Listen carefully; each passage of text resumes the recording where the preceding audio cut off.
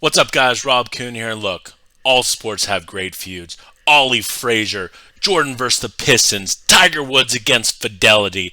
Today, we're going to look at a feud that has taken the poker world by storm between Doug Polk and Matt Berkey. Let's get in the action. I mean, you put together this lineup right here. You have, I mean, A Jungle Man, stacked one of the lineup. biggest names in poker right now. Garrett's been putting on a show. These big pots, obviously, Doug's in the mix.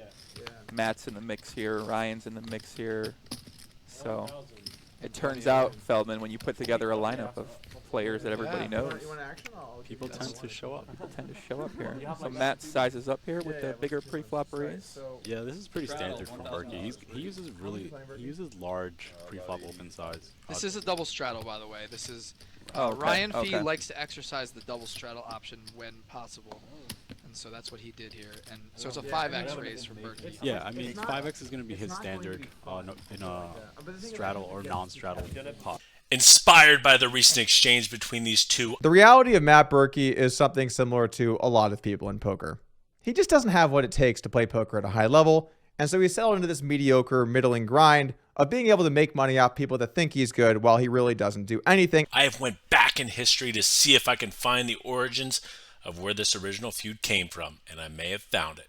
With the blinds being 5,100, 200, Berkey decides to open to a 5x to 1,000 under the gun, and Doug Polk just decides to call. This is fine from Doug. He can obviously opt to 3-bet, but against the bigger sizing, I think I would prefer to call. With a hand like 9-8 suited, as you really don't want to get a 4-bet, let's go ahead and see what happens. No matter what. So I'm not surprised to see a 5x here. And Doug's going to defend the button here with 9-8 of spades. I think it's pretty standard here. They're super deep. Yeah, for sure. Ace 7-7. Doug with the backdoor straight draw flush draw. Berkey with one of the best flops he's going to get here. For sure. Pot's 2,500 and Berkey's going to choose to bet here. And it's interesting because, you know, Berkey talked to a lot when he was in the booth of how he's not a fan of the down bet, but most of these players at this table in this spot, 3-betting, or not 3-betting, but raising, and then being the aggressor, and then this board texture are going to down bet a lot, right? But Berkey goes for the over half pot bet. Yeah, I mean, Doug.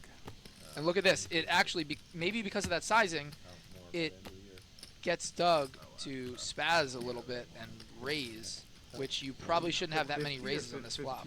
yeah, I think he's going to, Doug's very calculated in his decisions and blockers and the hands he chooses to bluff. So him choosing 9-8 of spades here with the backdoor flush draw. With 2,500 in the middle, Berkey has the option to either check or bet, of course, and he decides to bet 1,500, which is a bit on the big side, but it's a completely reasonable bet. Most of the time, Ace-King does bet here, and Doug makes it 4,200. Doug can go for a lot of different options here, raising being the lowest frequency one, but this is definitely a hand that really makes for a good raise because it surrounds the 7 so well. So you have the backdoor straight draw and backdoor flush draw. Let's carry on. And like blocking some of the sevens is pretty natural, I think, for him. But Berkey knows that, you know, he's basically saying I have a 7, and that's all he's losing to here. Right, of course. Turn does make Doug a pair, so Will he check back here? I'm curious to see if he's going to choose to check back. When Berkey does call the flop, though, 9 shouldn't necessarily have too much showdown value. But as played, wouldn't Berkey call that flop with a hand like queens anyway? Just because it doesn't make sense to raise that flop? Correct, that's what I'm saying. The 9 doesn't necessarily have too much showdown value. Yeah, exactly.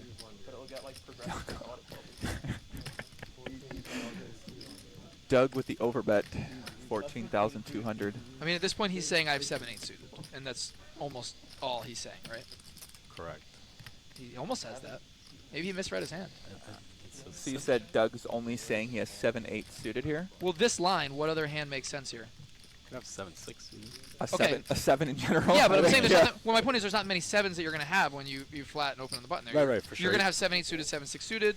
Gonna have 9-7, 7-10. Right, he's repping exactly I the mean, 7. is he going to flat that hand very often on the button there? I don't know. 5x raise? I mean, not very Straddle on 2. He's at the button. They are $100,000 deep as well, so he might be playing a little bit wider range from the button. often. The most likely hand that he's saying he has is 7-8 suited or 7-6 suited.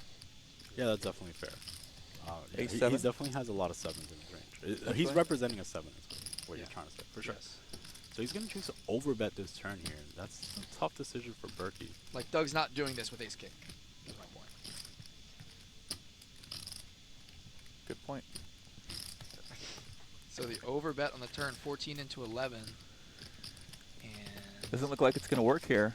now when Berkey calls here, Doug knows he pretty much has ace king ace queen here, right? With 11,000 in the middle, Doug goes for the overbet to 14,000 with second pair, trying to put a lot of pressure on hands like ace-x, which Berkey's generally going to have. Of course, if Berkey has a second pair type of hand himself, like kings, queens, jacks, etc., these hands are going to fold, and a lot of his ace-x are going to fold. Berkey having ace-king is a little bit too strong to fold at this point and does make the call. Yeah, I mean, for Berkey to go call here, he has to contain an ace a large amount of the time. Really? Oh my god. And this is sick. What a life. When you run good, you run good. Holy moly, guacamole. Wow. Welcome to the life of Doug Polk. I was going to say he had a backdoor full house draw on the flop, but now the sizing, I mean, there is some chance Berkey could have a 7 himself as well. Doug just kind of blocks some of those combos, so Berkey's pre-flop selection is a little bit out of line, but I don't think it adds in that many 7s, so. And Doug looks like he's going to bet 30,500. 30,500.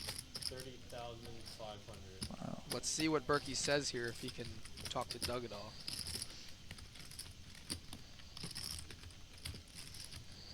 Tough spot for Berk here.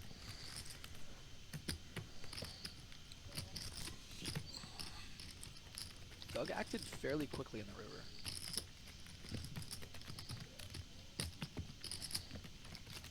With around 35,000 in the middle, Doug decides to go close to around 80%. But this bet size puts Berkey in a very tough spot because he's going to have some 7x himself that makes for a very easy call. But primarily, he's going to have hands like ace-king, ace-queen, ace-jack that he goes for the 3-bet with. Bets the flop, calls the check raise, calls the turn. Let me know what you guys would do in the comment section if you're Berkey here. This is not an easy spot. I'm not sure what I would do, but what I would do is click subscribe and help this channel grow. Let's go ahead and see what Berkey does.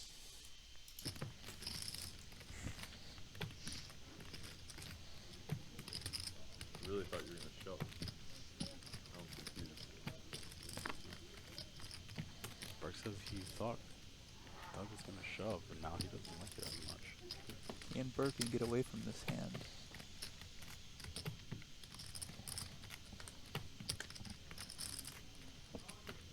Looks like he's leaning towards making the fold.